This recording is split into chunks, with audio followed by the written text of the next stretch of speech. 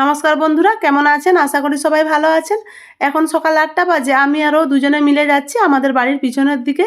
একটা কাঁঠিলা কলার কাঁদি পেকেছে, ও কাটতে যাচ্ছে। আমি তখন বললাম, চলো আমি তবে ওই কাঁঠিলা কলার গাছটা যখন তুমি কাটবে আমি থোড়টা নেব।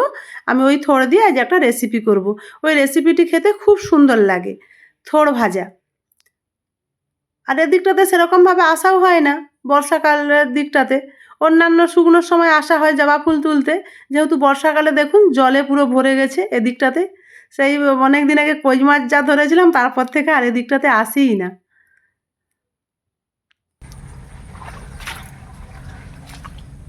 আর আমার জামাইবাবু এরকম থোড় ভাজা খেতে প্রচণ্ড পছন্দ করে, আমার বড়ো জামাইবাবু। তার এই মোচা ভাজা, মানে মোচা বল থোড় ভাজা হয়ে গেলে আর কিছুই লাগে না, এত টেস্টি হয়। আপনারা ভিডিওটার প্রথম থেকে শেষ অবধি থাকবেন, আশা করি সবার ভালো লাগবে।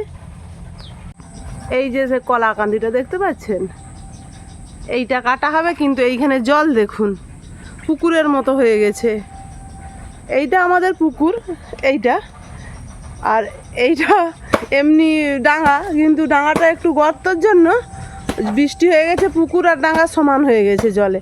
আর কচুরিপানা কতবার বিষ দিয়েছে, কতবার সে মজুর করে পরিষ্কার করা হয়ে গেছে, কিন্তু কচুরিপানা কিছুতেই মরছে না। এই পড়লো জলে।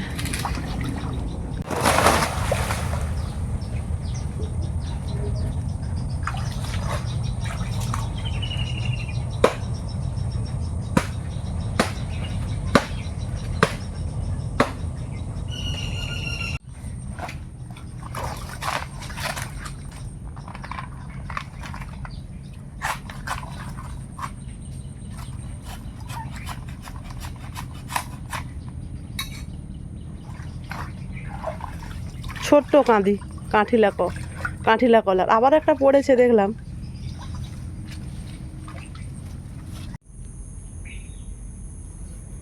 ওখানে তো জল, সেই জন্য কলা গাছটা কেটে এখানকে নিয়ে চলে আসছে ডাঙাতে। দিদিমণি এবারে কাটছে। পারবো না, আমি লাগবো দিদিমণি, আমাকে দিব না।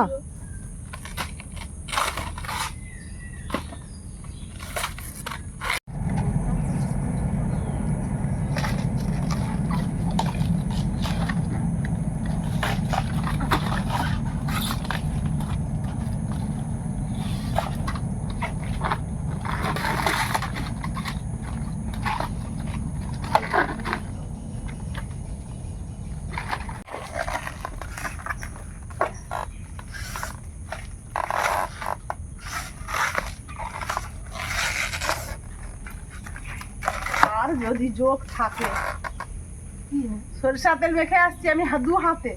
আমাকে বলেছিল পায়ে, আমি পায়ে আর মাখিনি, হাতে মেখে আসছি দু হাতে। তখন দিদিমণি বলছে, বলে মাথায় মেখে চলে আসলে হয়, মাথায় যোগ উঠতে পারতো নি আর মশা। সরষা তেল মাখলে মানে মশা গায়ে কম বসে। এই যে এপাশকে আসছি আর একটু মশা বসে নি, বেশি করে মাখতে হবে। আমি কি করছি, শুধু দুটো হাতে মাখছি, পায়ে আর মাখিনি।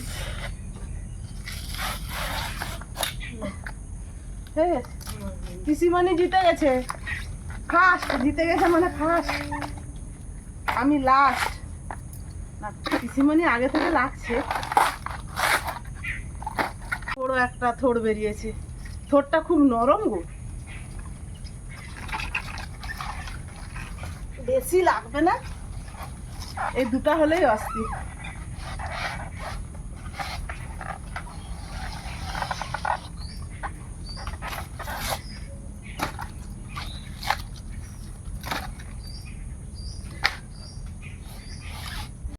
এই যে কলা গাছ কেটে থোড় বের করে নিয়েছি। চলুন স্নান টান করে পুজো টুজো করে একবারে দেখা হচ্ছে। থোড় কাটবো, স্নান টান করে পুজো টুজো করে খাওয়া দাওয়া করে চলে এসেছি। এই থোড় ভাজা খেতে দারুণ লাগে।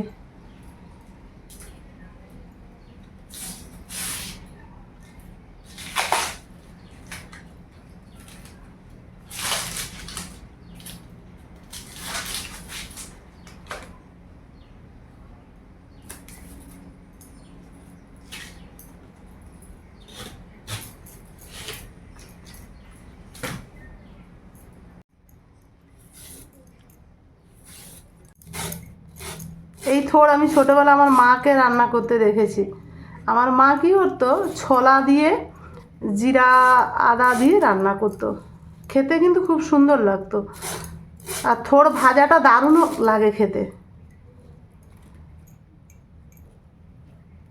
এটা ঝিরিঝিরি করে কাটতে হবে।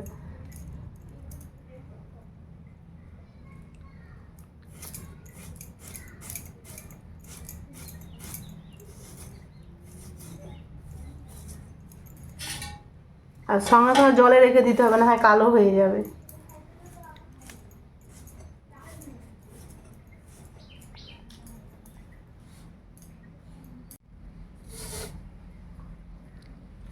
আর এই থোড় কাটতে একটু সময় লাগে।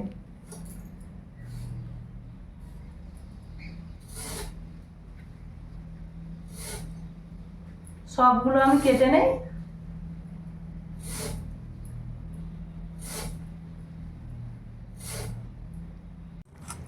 কেটে নিয়েছি ঝিরিঝিরি করে, এবার রান্না করব। ভালো করে ধুয়ে নিতে হবে, চলুন এখানটা পরিষ্কার করে নেই।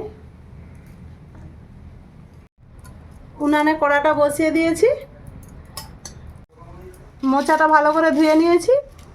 আর এই মোচাটা ভাজতে আমি এক টুকরো আদা নিয়েছি, আদা লঙ্কা জিরা বেটে নিয়েছি, আর একটু পেঁয়াজ বেটে নিয়েছি। আগে আমি মোচাটা সিদ্ধ করে নিই।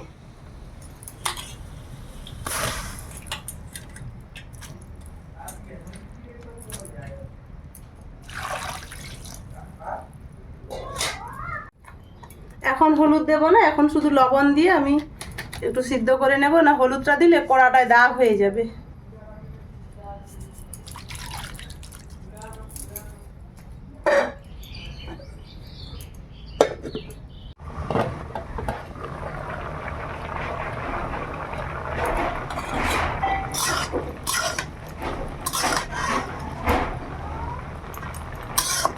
সিদ্ধ হয়ে গেছে, এবার ছেঁকে নেব।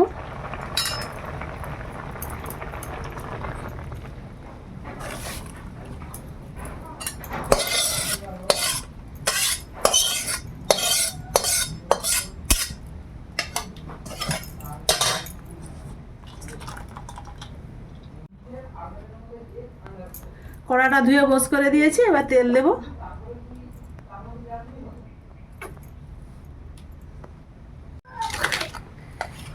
তেল দিয়ে তেলটা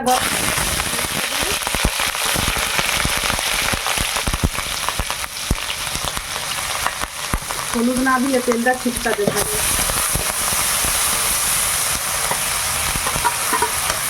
আদা জিরা আর লঙ্কা বেটে রেখেছিলাম, দিয়ে দিলাম।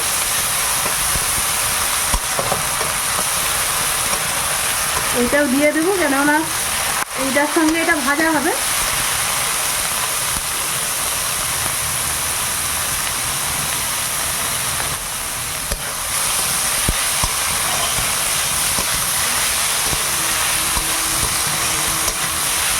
এইবার সিম আছে ঝুরু ঝুরু করে ভাজতে হবে।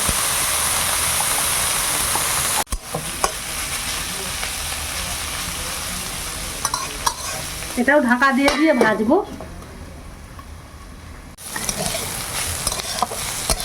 এই যে আস্তে আস্তে ঝরঝরে হতে শুরু করেছে, এটা একটু ভাজতে সময় লাগবে, যেহেতু ভাজা সিম আছে ভাজতে হবে, বেশি জ্বালানি দিলে তো পুড়ে যাবে। আমার ছোট ভাজা রেডি, এবার নামিয়ে নেব।